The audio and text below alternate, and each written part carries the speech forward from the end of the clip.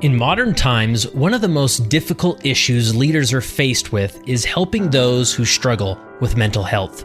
No longer can we simply encourage a good measure of scripture study and prayer and expect everyone's life to stabilize. This is why Leading Saints felt it was so important to organize the Mentally Healthy Saints Library. There, one can find 25 plus presentations all about ministering to those who struggle with mental health. We cover topics like depression, anxiety, scrupulosity, or OCD. We even cover how to effectively refer individuals to professional therapists and make sure they are getting the help they need. This and so much more. If you'd like to review all of these sessions, we would love to have you do so at no cost. You can visit leadingsaints.org/14 and get access to the full library for 14 days. You'll also receive access to all our virtual libraries where we cover additional leadership-related topics. So click the link in the show notes or simply visit leadingsaints.org/14.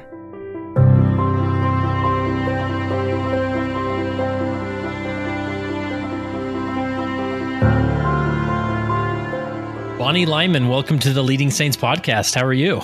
I'm doing very well, and I'm very honored to be meeting with you, Kurt. Well, you've been so kind and supportive. We've had opportunity to interact in person, and you're always sharing supportive words and with the work we're doing here at Leading Saints. And so how long have you been familiar with Leading Saints? Do you remember? We went on a mission to Africa, so everything is pre-Africa and post-Africa. So I'm trying to think, it was probably post-Africa. So probably 5 years. Nice. So where'd you serve your mission? In Kenya. Oh, wow. All over Kenya. Nice. It's fabulous. Were you hoping to go to an international sort of exotic place like that? Well, my husband wanted to go to the South Pacific, and I wanted to go to Africa. So we put down both, and he knew that if you were in good health, they didn't even pray about it. If you wanted to go to Africa, they were going to send you to Africa. Oh, yeah. We went to Africa. That's cool. So what years was that? 1915. We went June 15, came back December 1916. 2016. I'm Yeah. sorry. Yes. So Yes. 2015 to 2016? Yes. There. Good. I want to make sure you haven't found a time machine or something, so. No, I could have been over there that long, but Nice. That's great. And then what were your general responsibilities there? We had the small assignment of alleviating poverty in Africa. Oh, okay. And you so got that cleaned up and came on home. We got that cleaned up. We were in the self-reliance. The self-reliance program was just getting started over there. So we went all over Kenya trying to instruct stakes. There was only one stake, districts, on how to run the program. Interesting. Awesome. Well, that's not what we're here to talk about, but you opened that wormhole, so I jumped in it, and it's always fun to hear about missions and whatnot. And so when you explain to people what you do, how do you break that down? Well, I kind of give a general thing of how to navigate life with adult children. I think we talk a lot about difficulties with teenage children. And so most of us don't even have a picture of adult children. We actually think it's going to be better relationships, right? Because we're all adults now. Yeah. But all that means is we have a lot of adult opinions. And so it's a whole new job. So it's almost like you have to let go of this other job and take on this new role. And it's difficult finding out how to do that. So I help women. Usually they're in a lot of pain. They're so frustrated from unmet expectations, and they don't know what to do. Yeah. They don't know how to feel better. When do you give advice? When do you stay out of their business? It's kind of a confusing time. And so I help them see, some of the problems going on and what to let go of. It's mainly a letting go of responsibilities, thoughts, and just taking on this new role. Yeah. That's interesting because, I'm in this phase of life. My oldest is 10 and my youngest is 2. And so, yeah, I've got a lot of questions and tough dynamics and experiencing things I haven't experienced before. But as I would assume, and just with my relationship with my parents, like as children become adults, there's this whole new level of autonomy, right? They're self-sufficient, they're living their life, and sometimes we still want to have influence on that life, but that's when maybe heads start to butt, right? Right. And it's mainly where a lot of the pain comes down. I mean, there's varying things, but they don't, how mom is being treated is not what they thought. And it's not how they treated their mother. And so it's all this idea of things have gone wrong. And really, the kids don't think that. The adult children don't think that.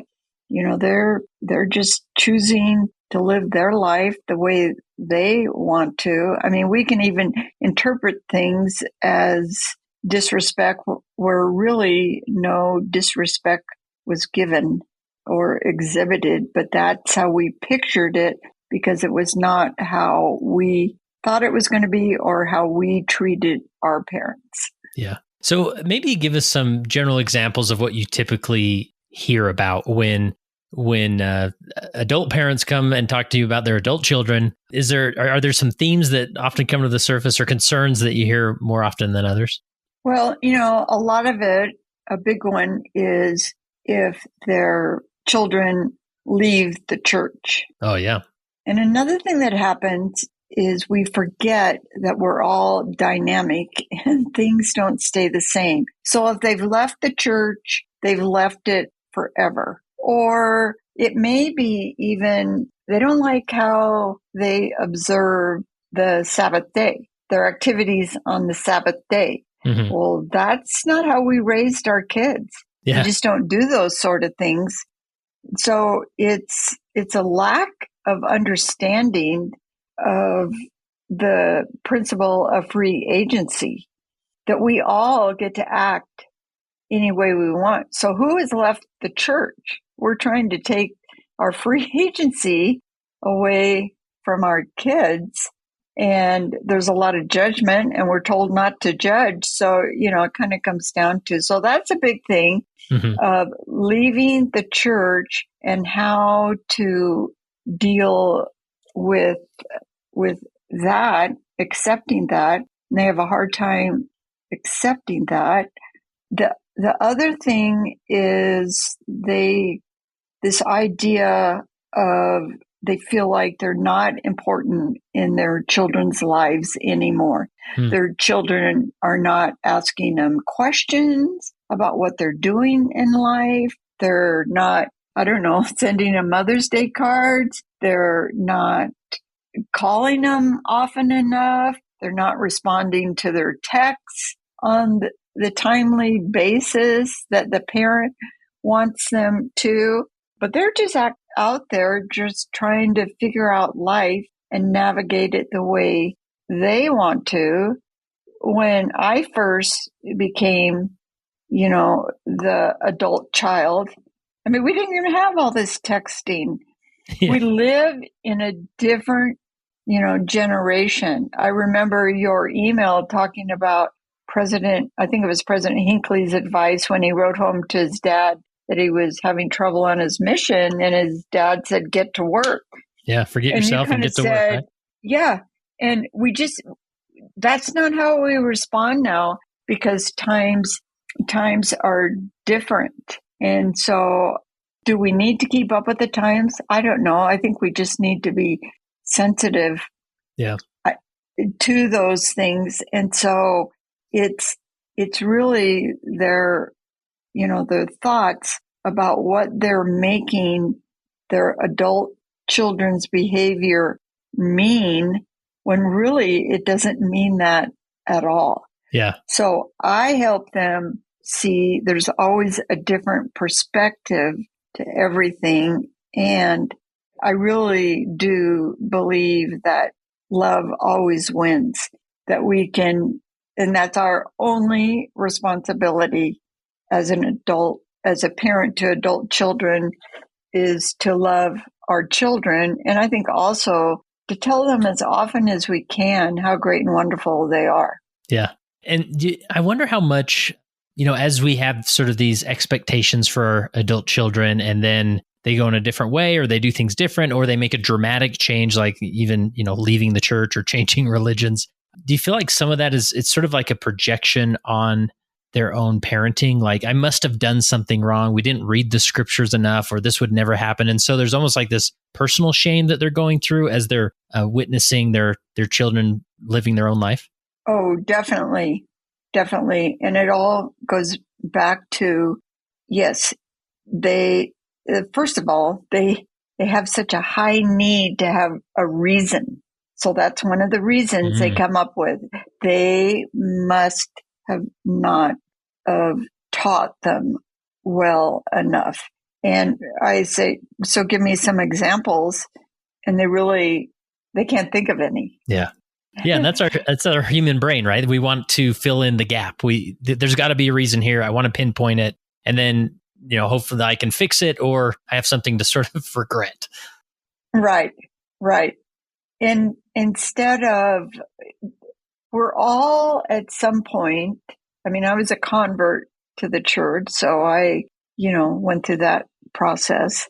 But if you're raised in the church, you all go through a time where you have to figure out for yourself whether you really believe this or not. Some people do it, maybe in a matter of seconds. Others, maybe they have to leave for a while to figure it out. But we're all, we all come to our own conversion in our own way. So I think it comes back to giving our children the space to let them figure it out the way they best need to figure it out for themselves.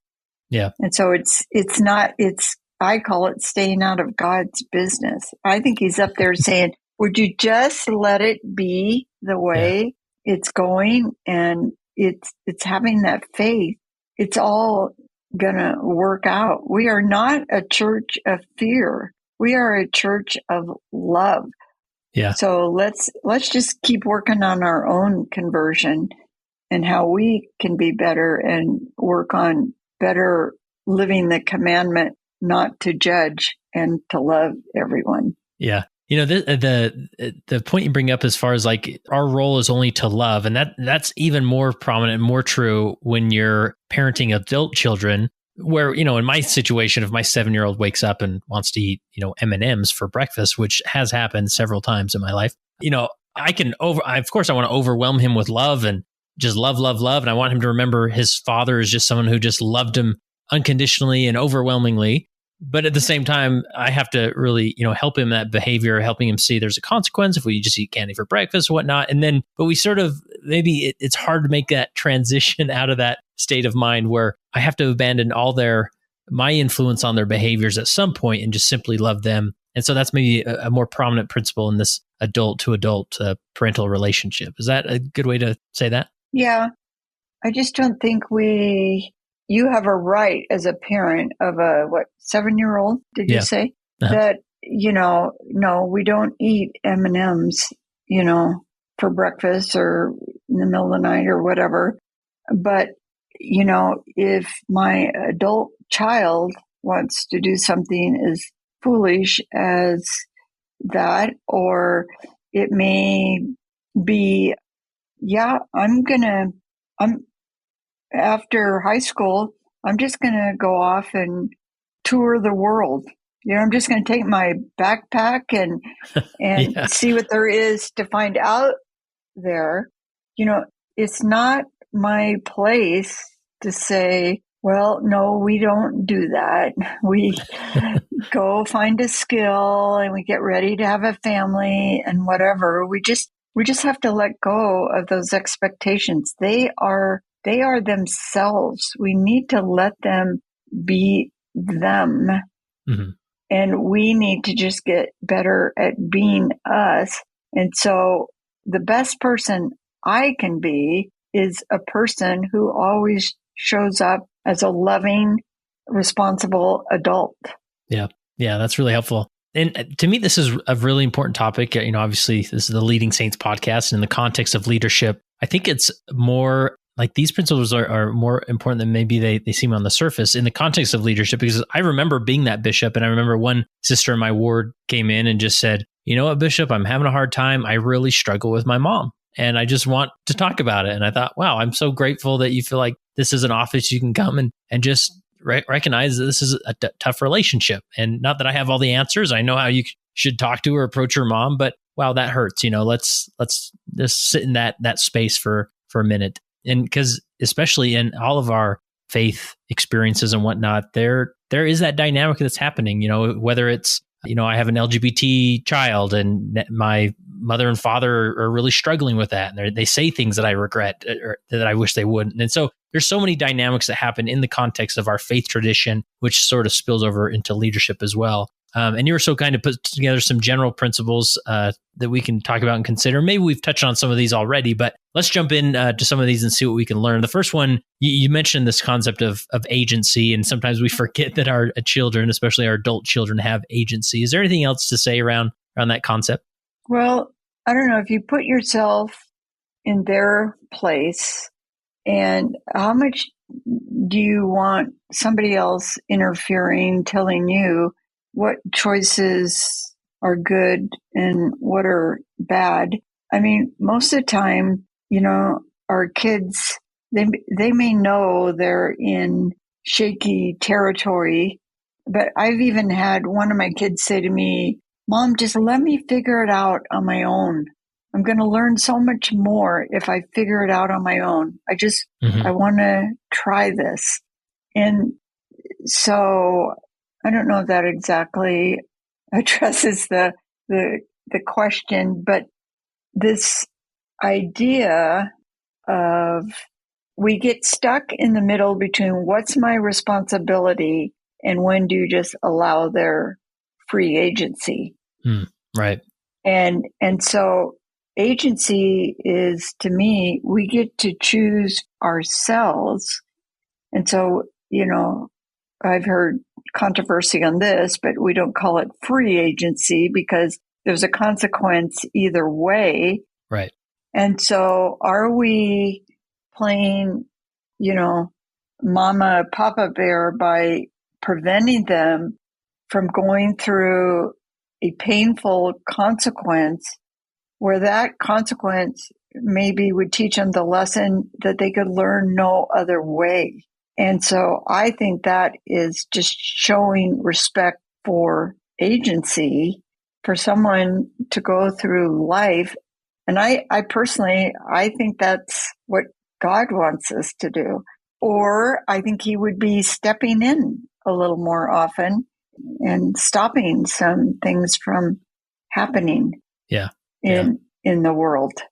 So just that sort of getting that mind frame, just sort of surrender, just saying, this, not only do they have this agency, which is a beautiful gift, but they may actually learn more by going on their own journey and down their own paths rather than me dictating, just exactly how their life should work. Right. I can only imagine God saying, no, just let it be. Just let it be. Yeah. And it really is like a deeper way of showing faith in God, knowing that I'm a parent, but so is God. And I'm just going to surrender all of my expectations and, perceptions over to God and let him handle this. I forget how you termed it, the get out of God's business or something. Right. Yeah. Right. Yeah. And it's my belief he knew our lives from the beginning till the end. And so I'm not saying things are predestined, but, if a child quits the church or stops going to church, taking a vacation, I'll say, from church, then, that was part of the plan for his opportunity, maybe to even reach, the highest kingdom. I mean, we always get stronger from going through hard things. And this idea that, I believe this church is the church of Jesus Christ upon the face of the earth today, but we can't prove that in court, right? Right. Yeah. And so, because our children look at it from a different perspective, we just have to allow them and let them figure out. Does that mean by allowing them, they'll come back? No, but what are we going to do? You know, how do you force someone to believe in anything? They have got to figure that out on their own. So I think it best to let them figure that out on their own. We had dinner with the missionaries the other night, and this missionary was talking about when he got out of high school, he was doing, I can't remember the word he used, I'll just use a lot of naughty things.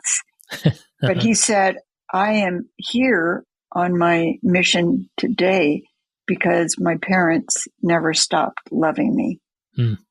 And so I kind of took that to mean that it doesn't feel like love when your parents are reminding you of what you're doing wrong or judging you. Or so many parents think, well, I guess I better go back and reteach that. Mm-hmm. You know, so they do that in the form of sending them Ensign or Leahona conference articles. And I'm not saying that's bad. Yeah. I'm saying if that feels good to you, do it. But a lot of the times it backfires on you. Yeah, for sure. So tell me about like those parents who are really struggling with certain behaviors that their adult children are doing. How do you get them to a place of seeing it from a different perspective that they can maybe, take a deep breath and try again? Are you talking about behaviors like getting into drugs, or are you talking about behaviors of just staying at home and watching TV?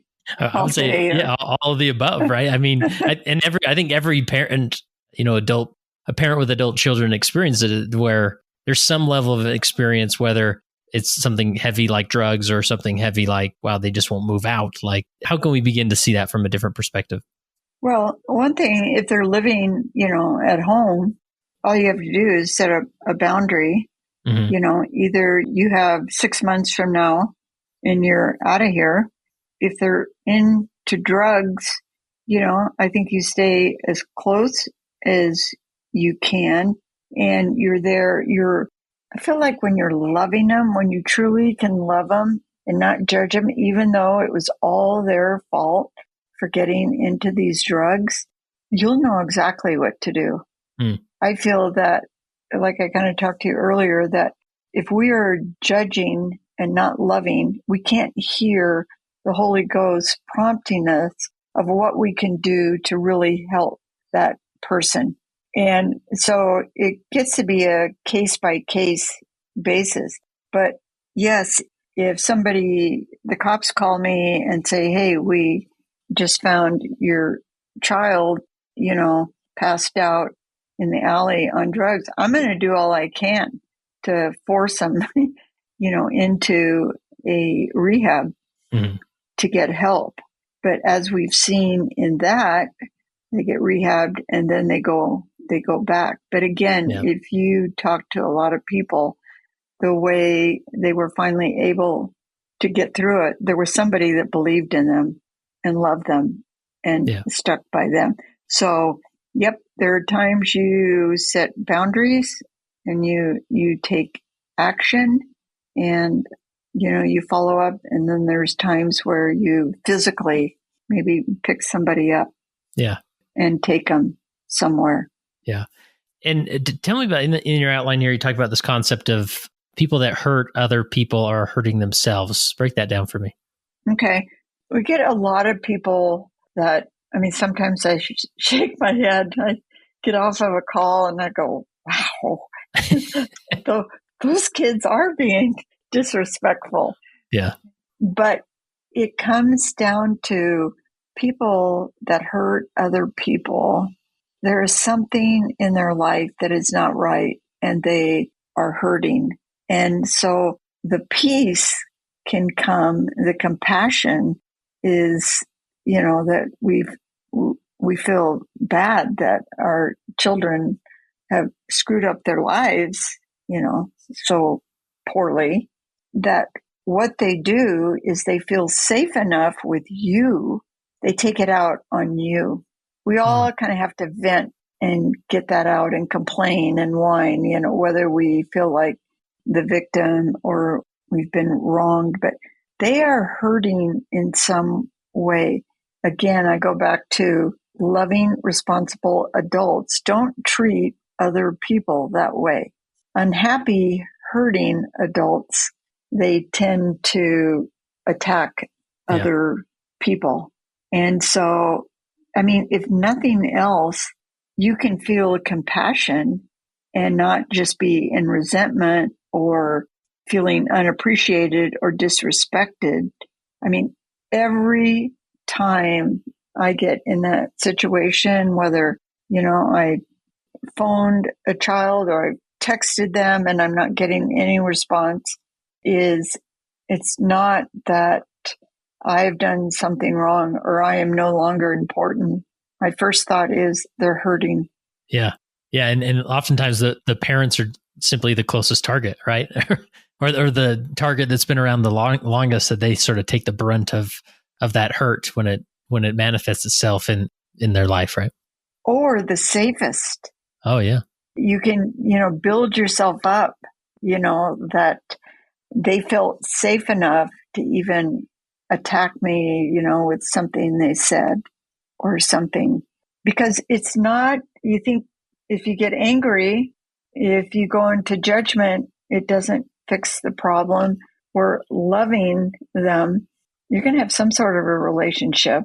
Yeah. When you say go into judgment, is that just being judgmental about the adult child, how they're acting? Why are they treating me this way? Is that what you mean by that? Right. They shouldn't be treating me that way. Nobody treats their mother that way. Gotcha. Yeah. You go down to those expectations where I believe sometimes the needs that we have that we want fulfilled, we depend too much on our adult children. We need to find other ways to fulfill our needs. We can't put all that responsibility on them. Really, as an adult, we are responsible for fulfilling our own needs. Okay, so break that down. That's fascinating to me. So what are some typical examples you hear of how parents can go to their adult children to fulfill a need? By equal time. For this Thanksgiving, we go to the spouse's house. The next Thanksgiving, they come to our house, and it's always equal.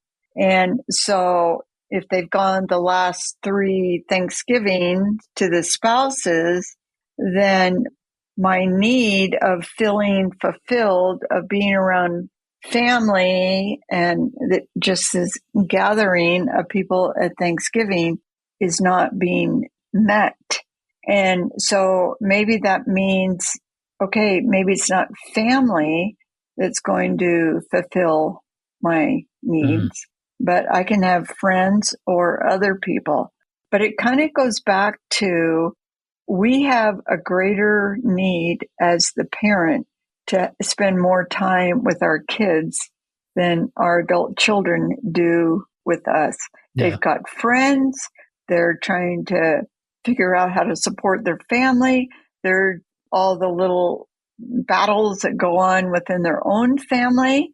And then to add, I don't want to say a burden, but a responsibility. And my mother wants me to call her every day. Yeah.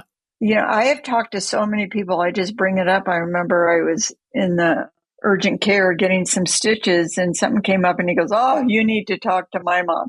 She just, and so what happens is he was just feeling, I can't meet all the needs that she has from me.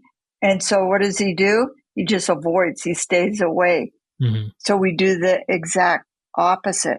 So I believe it's putting our desires aside in the sake of the needs of our adult children. Yeah. So when you're coaching somebody, a person with adult children, and you can tell that they're frustrated, that, they're not getting their needs met. How do you begin to coach somebody out of that so that they can stop turning to their adult children to fulfill those needs? Okay, so this is just kind of what coaches do. Yeah.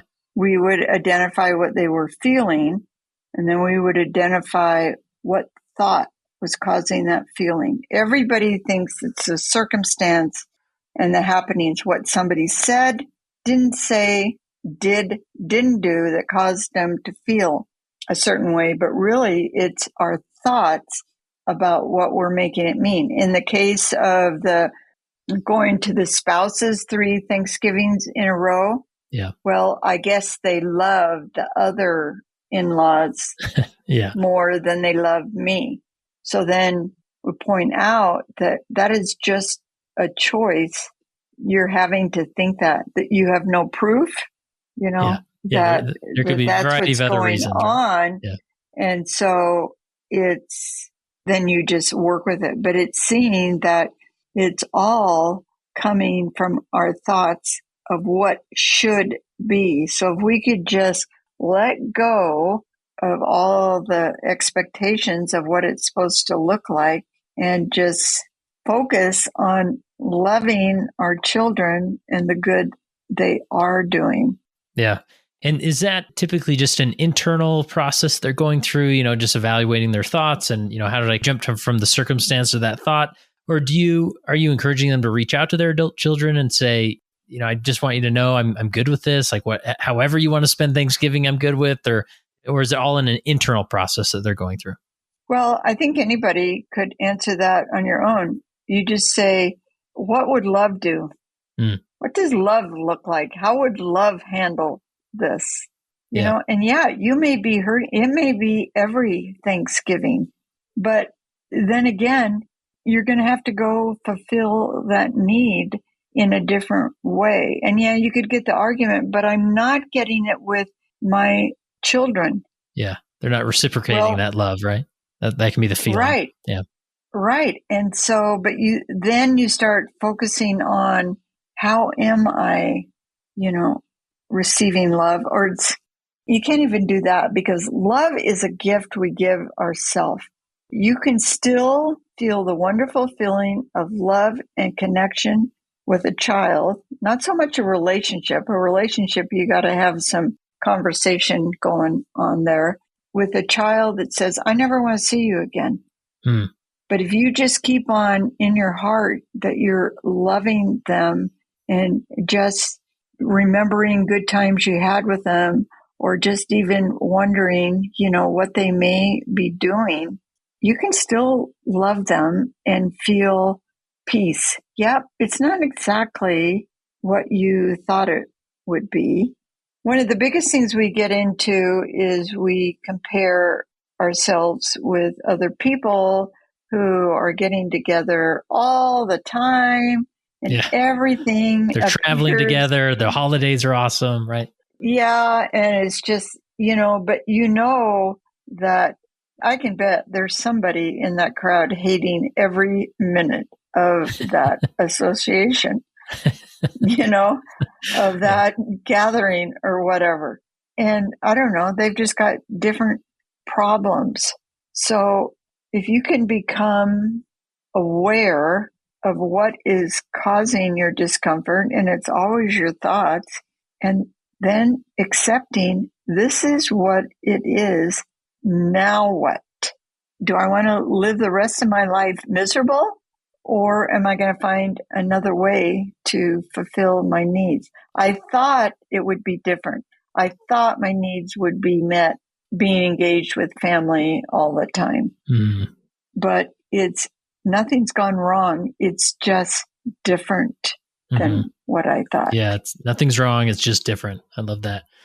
Around this concept, you've touched on it a little bit, like some of these maybe more dramatic relationships or where the child has severed the relationship with the parents. Maybe there's some bitterness, there's some trauma, maybe there's past abuse, whatever it is, there's a variety, of possibilities there.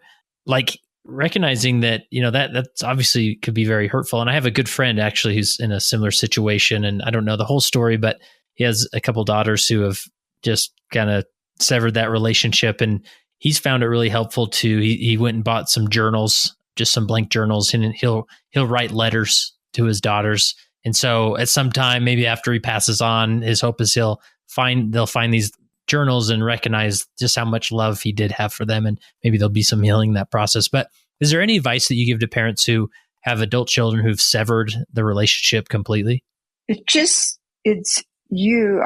I think that's an excellent, thing, is to anything you can have a connection with, what were past hobbies or what were, different things, and really get interested in those, and knowing that was something your child liked. You can feel that connection. There's a lot of people that have a connection with you that have never seen you, but they feel like he's my best friend, just because of this connection. Now, maybe they don't even get to hear, like him talk on a show or something where they would have that availability. But yes, writing letters, or it doesn't even have to be a letter, but just write down, if you were to write down every day of why you love this person, that would just fill you. And not even, yes, if they read it one day, but who knows? There's no guarantee that it would mean anything to them. But to, again, having compassion that of them missing out also on having this connection with you, and also the compassion of, I just hope they're okay. That is my go-to every time. I just hope their life is okay. And then I can even start imagining why it is okay. But to spend all our energy on why, we're just never going to know. Yeah. We don't know, but don't rob yourself of loving them. Yes, maybe it's journaling of past times that you had together that were memorable and why they were so memorable. I think for us to savor moments that are meaningful to us is to write down our feelings about them, not just the details of what went on, but what were we feeling during that time. And you can bring all those feelings up that will feel connected. I mean, it's just like when somebody dies. Yeah. And yes, are you sad? Yes, you're sad, but you don't avoid being sad. I think when you're sad and you cry, I think you are connecting with them, not in the way you wanted. I know a lot of people are out there saying, no, that's not what I want. And maybe they just got told that their kids never want to see them again. But I always say, let's have a little hope that things change. People are dynamic. Yep, that's what they're saying today, but who knows? Yeah, who knows? And I love that, comparing it to sort of the process we go through when a loved one passes away. There's sort of this transition, there's this mourning period, right, that people go through. And we almost want to resist that if that relationship is severed, even though they're still living, because I don't want to transition. I don't want to get to a place where I'm not mentally expecting them to be back in my life.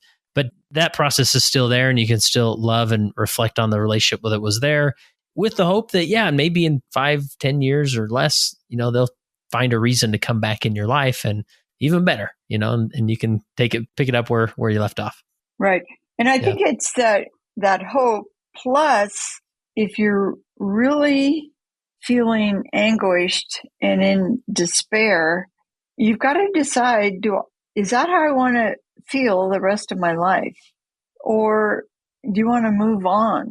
Mm-hmm. And that's kind of where, I get some of my clients when they go, I'm tired of feeling this way. I don't want to feel this way the rest of my life. And you can see people that have done that with people dying or whatever, you move on. Yeah, that's really helpful. Well, Bonnie, for the most part, I think we hit on a lot of these big topics and concepts in your outline here. Any others that we missed, or that maybe we didn't dive as deep down into? Anything we're missing before we wrap up? Well, I think a lot of this boils down to what kind of a relationship you have with yourself. How well Interesting. do you like yourself? And do you really like being who you are? And the more we can do that, it's easy to like people the way they are. And so, President Irene, that famous quote everybody quotes, and he was talking about a general authority he went to, and he goes, well, I'm concerned about some of my family members that they're making decisions that aren't going to lead them to the best place. And he was told, you're worried about the wrong thing. I think the more energy and time we can put into being the best version of us we can be, that's going to take all of our lives to do.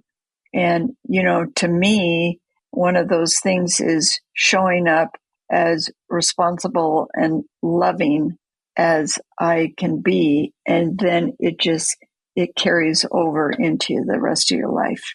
Yeah, that's powerful. Well, Bonnie, if people want to learn more about you and maybe they've got just a situation that you'd never believe, and if you could hear this, Bonnie, then you'd realize just how complicated this is. But if people want to reach out to you and learn more about, I know you've been doing some podcasting and on social media, all these types of things. Where would you send them to learn more about you and what you do? Okay, you can go to bonnielyman.com, and I have some free resources. I have a weekly newsletter that just has some uplifting tips. They're just short. I have a podcast, Loving on Purpose. It's on Apple and Spotify and a couple others. I'm not very techie here. I have an Instagram post that will take you to all of those, which is Bonnie Lyman Coaching. That's my handle on that. Cool. But if you just go to bonnielyman.com, you'll find free resources, and just my podcasts are on there and my blog. I think they're both on there. Cool. That's great. That's how you go. Awesome. Well, Bonnie, I want to ask, as you reflect on your time sort of, helping individuals with relationships, especially with adult children and understanding relationships on a deeper level, how has that helped you in your relationship with Jesus Christ? I am very humbled at what I do because He is the answer to all of our problems.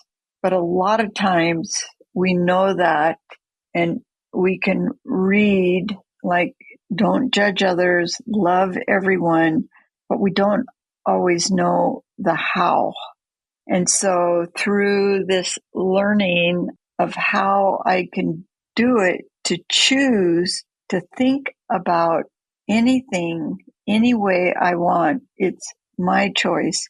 I can find negative perspectives and I can find positive perspectives. And there are always at least two perspectives to every situation. And so this idea of asking us to love everyone, it's brought me closer. This work I do, I don't think He would ask us to do something that was not possible. And so are we going to be perfect at it in this life? No, but we're just asked to try to love everyone in doing it. And love always feels best of any of the emotions out there. Love feels best. So I'm just going to try to love as many people as I can.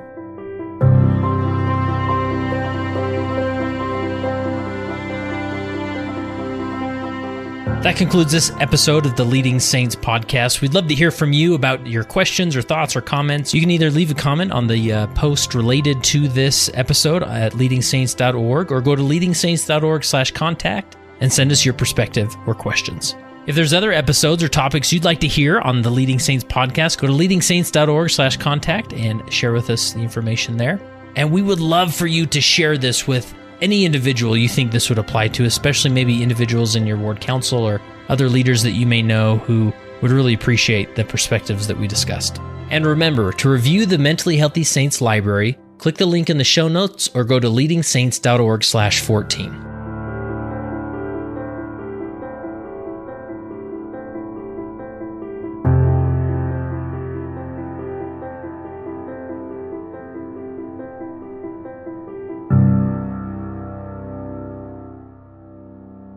It came as a result of the position of leadership which was imposed upon us by the God of heaven, who brought forth a restoration of the gospel of Jesus Christ. And when the declaration was made concerning the only true and living church upon the face of the earth, we were immediately put in a position of loneliness, the loneliness of leadership, from which we cannot shrink nor run away, and to which we must face up with boldness and courage and ability.